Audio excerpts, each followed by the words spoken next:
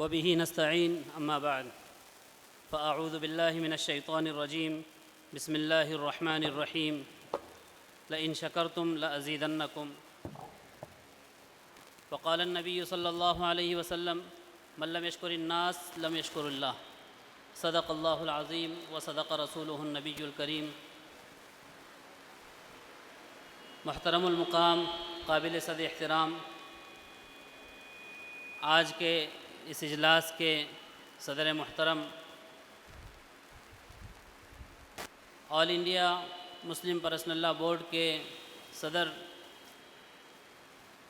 فقہ academy India کے general secretary, international فقہ اکیڈمی کے معزز رکن،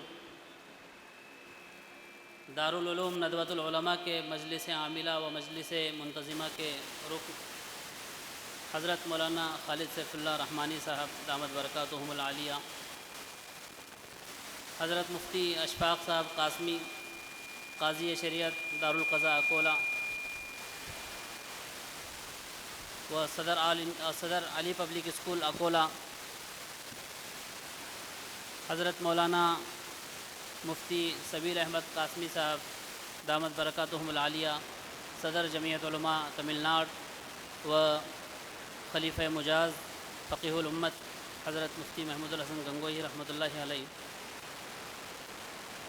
دیگر شہنشین اکابرین، معزز علماء کرام،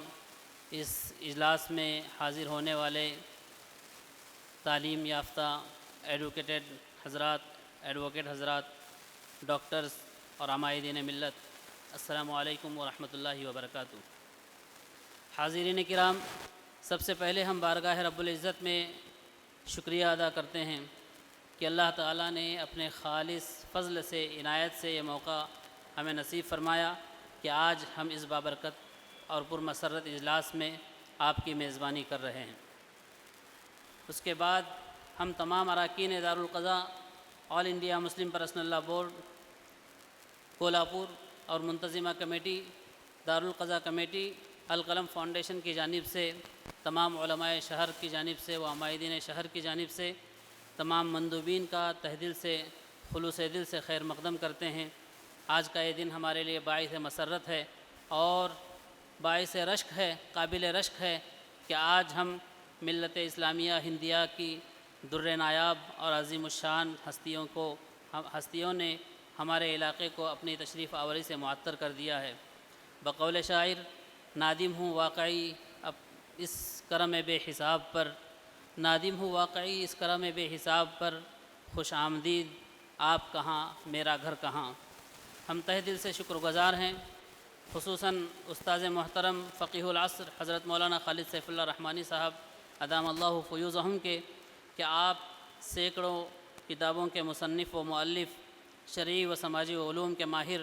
اسلامک فقہ اکیڈمی انڈیا کے جنرل سیکریٹری، انٹرنیشنل فقہ اکیڈمی مکہ مکرمہ کے معزز رکن، سہمائی شمارے بحث و نظر کے مدیر اعلیٰ، شیئر مارکیٹ کی دنیا میں شریعہ کمپلائنسز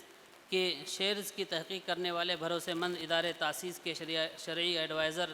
دارالعلوم ندوۃ العلماء لکھنؤ کے عاملہ و منتظمہ کے ممبر، حیدرآباد کے مشہور افراد ساز ادارے المعہد العالی الاسلامی کے ناظم اعلیٰ اور آل انڈیا مسلم پرسنل لا بورڈ کے صدر ہیں، اور بھی بہت سی دینی و رفاہی، تجارتی اور فلاحی اداروں کے شرعی رہنما و سرپرست ہیں۔ ہماری خواہش ہے کہ حضرت الاستاذ ہمارے فاؤنڈیشن کی بھی سرپرستی کو قبول فرمائیں۔ میں شکر گزار ہوں حضرت مولانا مفتی اشفاق قاسمی صاحب کا، آپ دارالقضاء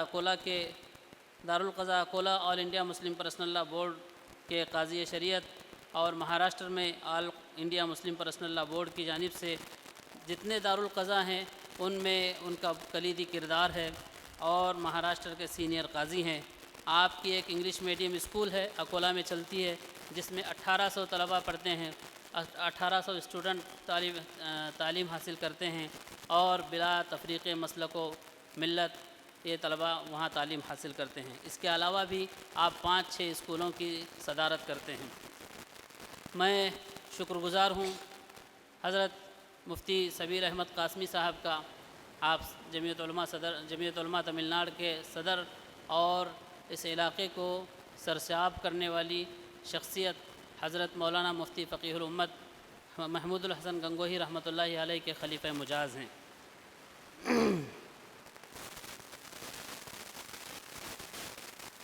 مہمانان کرام، آپ اس وقت پچھم مہاراشٹر کے خوشگوار اور پر رونق ضلع کولہاپور میں تشریف فرما ہیں۔ یہاں کی آب و ہوا اور موسم نہایت معتدل ہے۔ مئی کی گرمی میں عام طور پر یہاں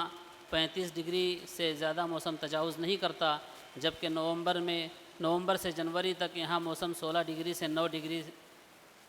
اس سے زیادہ نہیں گرتا۔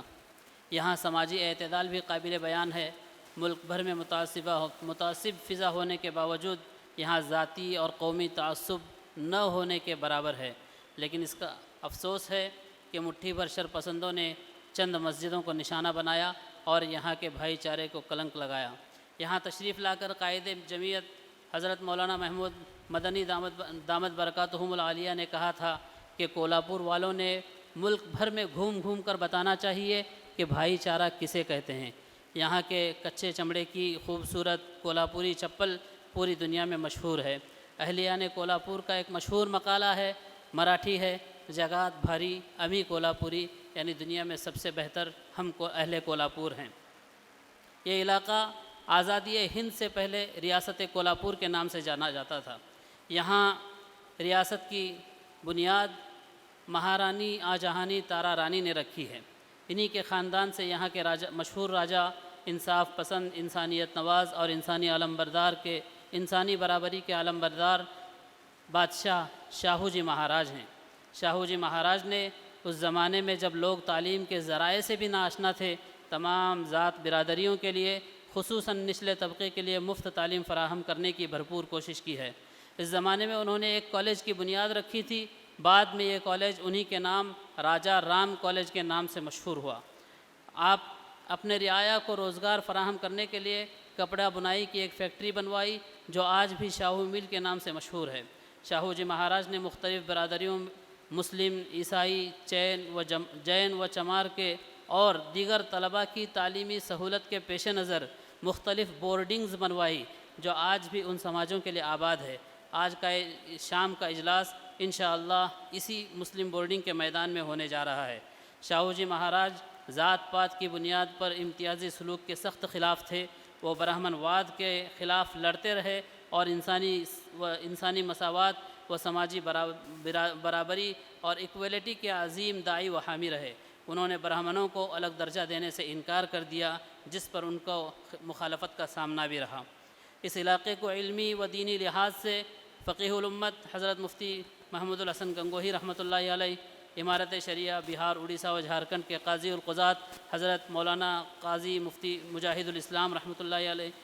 جانشین شیخ الاسلام حضرت مولانا اسعد مدنی رحمۃ اللہ علیہ، حضرت قاری و مقری صدیق احمد باندوی رحمۃ اللہ علیہ، مبلغ دارالعلوم دیوبند مولانا ارشاد صاحب رحمۃ اللہ علیہ، حضرت جی مولانا انعام الحسن رحمۃ اللہ علیہ، مولانا عبدالصمد صاحب ایرانی رحمۃ اللہ علیہ اور مبلغ اعظم حضرت مولانا یونس صاحب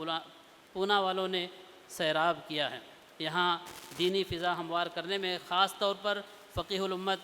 حضرت مولانا مفتی محمود الحسن گنگوہی رحمۃ اللہ علیہ کا نام نامی لیا جانا چاہیے کہ حضرت والا نے کولہاپور شہر کی منیر مسجد میں 6 ماہ سے زیادہ امامت کے فرائض انجام دیے ہیں، اور بقول بعض آپ نے ہی اسی مسجد میں دارالعلوم کولہاپور کی بنیاد رکھی، جو آج شیرولی مدرسے کے نام سے مشہور ہے۔ حضرت فقیہ الامت کے ایک شاگرد مرحوم جناب غوث نداف صاحب ضلع کولہاپور کے امیر تبلیغ بھی رہے ہیں، اور حضرت مولانا یونس صاحب رحمۃ اللہ علیہ کا بھی خصوصاً نام لیا جانا چاہیے کہ حضرت مولانا ہی کی محنت سے یہاں دعوت و تبلیغ کی فضا عام ہوئی۔ اور حضرت مولانا کے بارے میں لکھا گیا ہے کہ حضرت پونا سے کولہاپور تک سائیکل سے سفر کر کے دعوت کا فریضہ انجام دیتے تھے۔ یہاں ان کی دعوت پر لبیک کہنے کے بجائے لوگ ان کو پتھروں سے مارتے تھے، یہ بات بھی مشہور ہے۔ لیکن آج کولہاپور و اطراف میں ائمہ، علماء اور مفتیان کرام کی ایک بڑی تعداد ہے، جس کا ثمرہ بلا شبہ انہی اکابرین ملت کو جاتا ہے۔ حضرات سامعین، آل انڈیا مسلم پرسنل لا بورڈ کی بنیاد 1972 میں مسلمانوں کے آئلی قوانین کی حفاظت، بالواسطہ یا بلا واسطہ شریعت میں مداخلت کی روک تھام اور مسلم پرسنل لا کی حفاظت کے لیے قائم کیا گیا۔ یہ ملک ہندوستان کا واحد اور یکتا متفقہ و متحدہ پلیٹ فارم ہے۔ ملک میں قانونی طور پر ہونے والی بیجا مداخلت شریعت میں قانونی طور پر ہونے والی بیجا مداخلت کی روک تھام کے لیے بورڈ نے ہر ممکن کوششیں کی ہیں۔ لے پالک کا مسئلہ ہو، شاہ بانو کا کیس ہو، ٹرپل طلاق کا مسئلہ ہو یا یونیفارم سول کوڈ کی ایک ہمہ ہمی، بابری مسجد کے مقدمے کی طویل پیروی بھی بورڈ کی نگرانی میں ہی ہوتی رہی، جس میں ملک کی سپریم کورٹ نے باوجود یہ ماننے کے کہ اس زمین کا اصل مالک و حقدار تو مسلم فریق ہی ہے، لیکن شاید ظالم و سپر پاور حکومت کے دباؤ میں آستھا کو بنیاد بنا کر وہ زمین ہندو فریق کے حوالے کر دی گئی۔ اس کے بعد اب اوقاف کی زمینوں کی حفاظت کے لیے مسلم پرسنل لا بورڈ ہی مسلمانوں کی قیادت کر رہا ہے۔ مسلم پرسنل لا بورڈ جہاں اپنی پوری توانائی شریعت میں اغیار کی مداخلت سے روکنے کے لیے صرف کر رہا ہے، وہیں مسلم معاشرے میں اصلاح معاشرہ اور شریعت پر عمل کا مزاج بنانے کے لیے سرگرم عمل ہے۔ آج کا یہ اجلاس بھی دارالقضا کولہاپور آل انڈیا مسلم پرسنل لا بورڈ کے بینر تلے تحفظ شریعت اور نظام قضا کے عنوان سے منعقد کیا جا رہا ہے۔ آپ کو معلوم ہونا چاہیے کہ آل انڈیا مسلم پرسنل لا بورڈ نے پورے ملک میں دارالقضا قائم کرائے ہیں تاکہ مسلمان اپنے گھریلو مسائل شریعت و سنت کے مطابق اپنے معاشرے ہی میں حل کرا سکیں اور اسے اغیار کے پاس جا کر اپنے آپ کو اور اپنے دین و شریعت کو رسوا کرنا نہ پڑے۔ دارالقضا میں مسلمانوں کے گھریلو مسائل، نکاح، طلاق، خلا، فسخ و تفریق اور میراث وغیرہ کے معاملات کو شریعت و سنت کے مطابق کم وقت اور کم خرچ میں حل کیا جاتا ہے۔ بہت سے ایسے پیچیدہ مسائل جو بعض مرتبہ بڑی کوششوں کے باوجود حل نہیں ہو پاتے، دارالقضا میں ایسے معاملات نہایت آسانی سے اور دونوں کی رضامندی سے حل ہو جاتے ہیں، اور بعض مرتبہ بہت معمولی سے مسائل 10-15 سال تک عدالتوں کے چکر کاٹنے میں پڑے رہتے ہیں اور ملتوی رہتے ہیں۔ سامعین کرام، دارالقضا جہاں مسلمانوں کے لیے ایک نعمت غیر مترقبہ ہے، وہیں ملک کی اکنامی اور عدلیہ کا بھی معاون ہے۔ ایک سروے کے مطابق اس وقت سرکاری عدالتوں میں 5 کروڑ سے زیادہ مقدمات پینڈنگ اور ملتوی ہیں۔ عدلیہ کی موجودہ صورتحال کے ساتھ ان پینڈنگ مقدمات کو حل کرنے کے لیے تقریباً 300 سال سے زیادہ کا عرصہ مطلوب ہوگا۔ کولہاپور میں بھی تقریباً 10 سال سے آل انڈیا مسلم پرسنل لا بورڈ کی جانب سے دارالقضا قائم ہے۔ اس عرصے میں دارالقضا حاضہ کے ذریعے تقریباً 800 معاملات حل کیے جا چکے ہیں، اور اب 6 ستمبر 2023 کے بعد یہ دارالقضا شہر اور اطراف شہر کے لوگوں کی سہولت کی خاطر کولہاپور شہر کے قلب میں ریلوے اسٹیشن اور بس اسٹاپ سے قریب ترین علاقے میں واقع ہے۔ الحمدللہ 6 ستمبر سے اب تک تقریباً 140 سے زیادہ معاملات حل کیے گئے۔ شاید یہ رپورٹ سننے میں بہتر لگے، لیکن ہم سب کی یہ ذمہ داری ہے کہ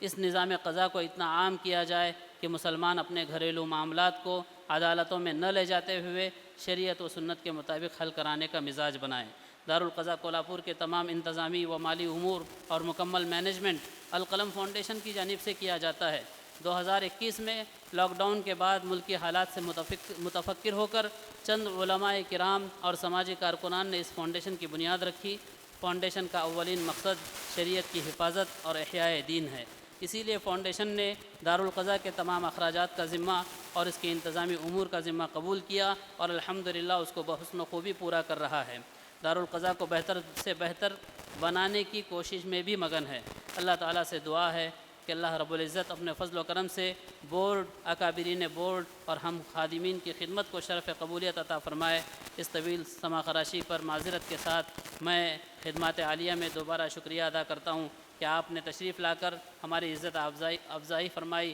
اور ہمیں خدمت کا موقع دیا۔ اس موقع پر اگر کوئی کوتاہی ہو جائے یا تو درگزر کا معاملہ فرما دیں، ساتھ ہی راحت آسانی کی پوری کوششوں کے باوجود جن زحمتوں سے آپ کو گزرنا پڑا ہے اس کے لیے معاف فرمائیں۔ وآخر دعوانا ان الحمد للہ رب العالمین۔